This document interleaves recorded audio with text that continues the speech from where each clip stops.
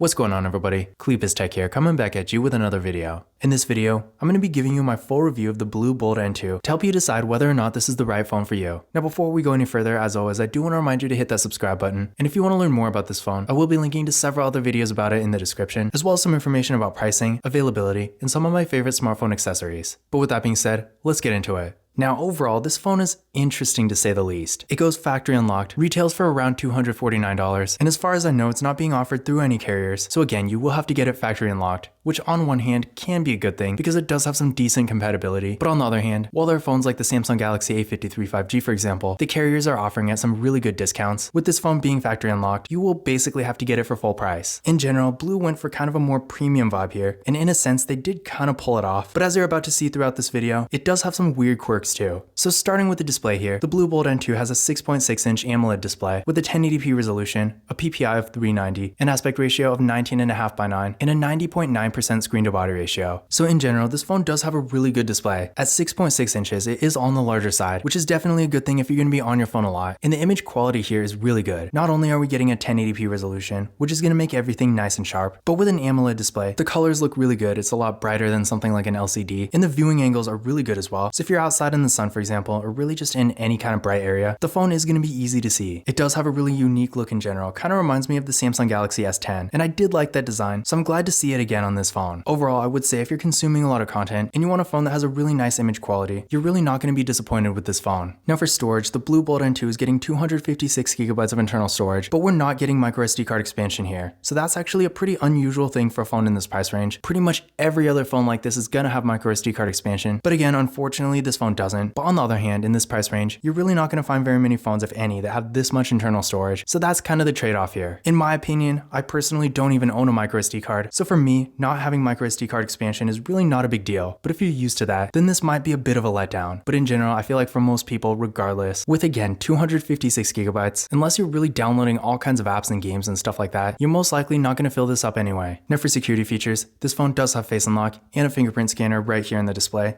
so definitely nice and premium looking, and as you can see, it works real well. Let's try that one more time.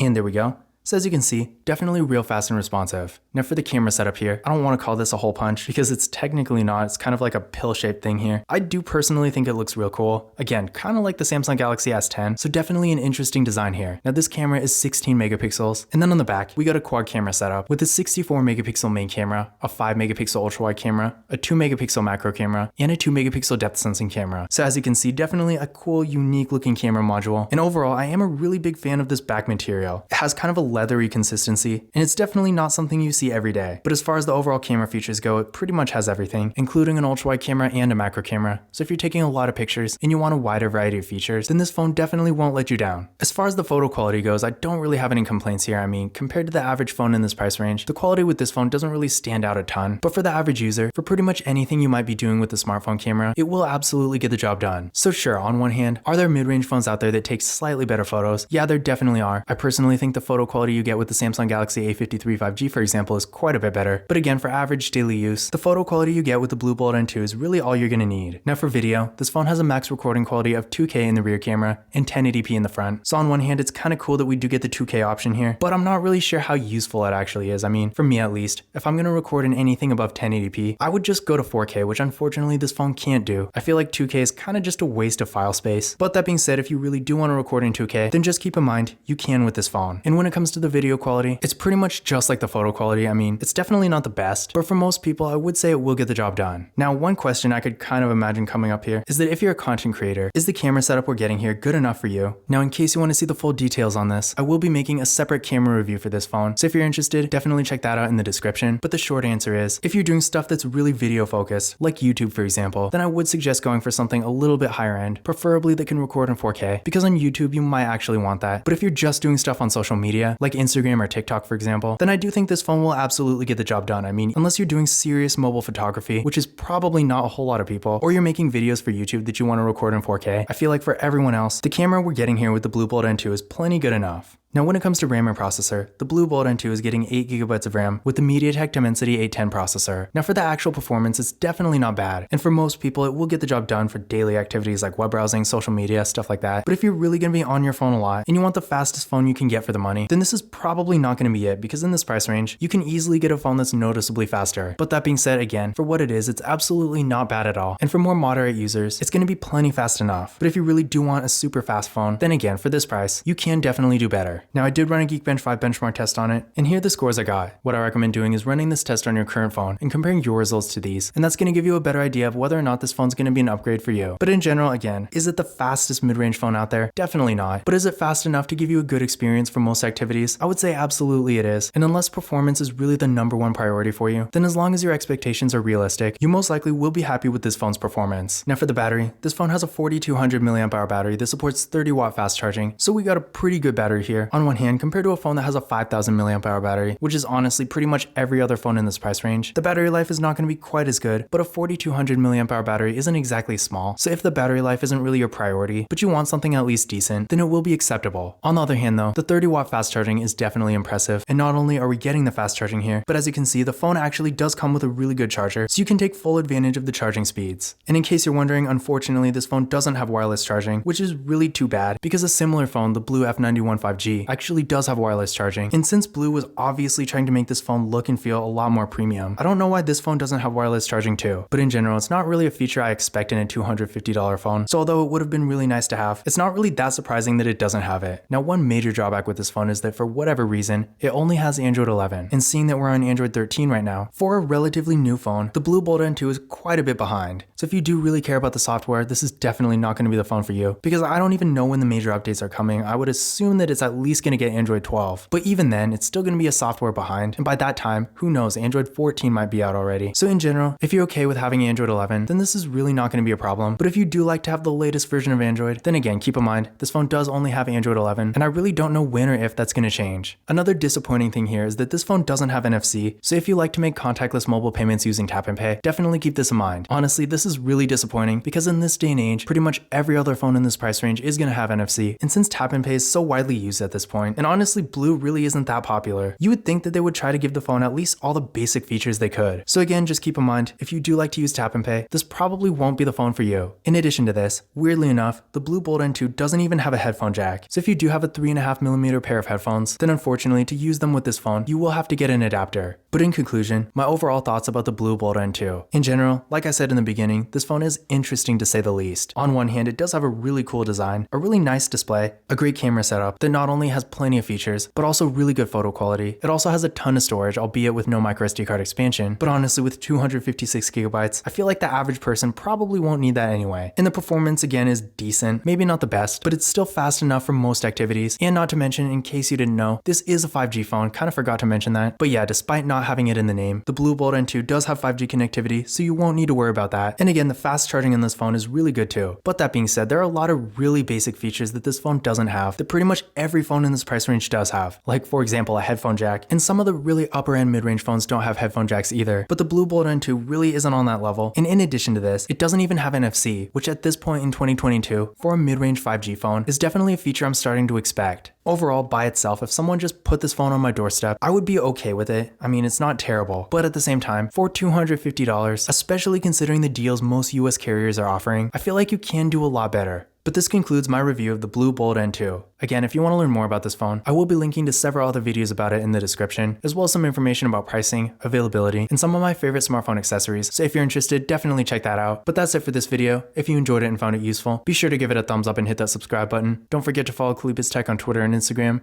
and as always, I will see you in the next video.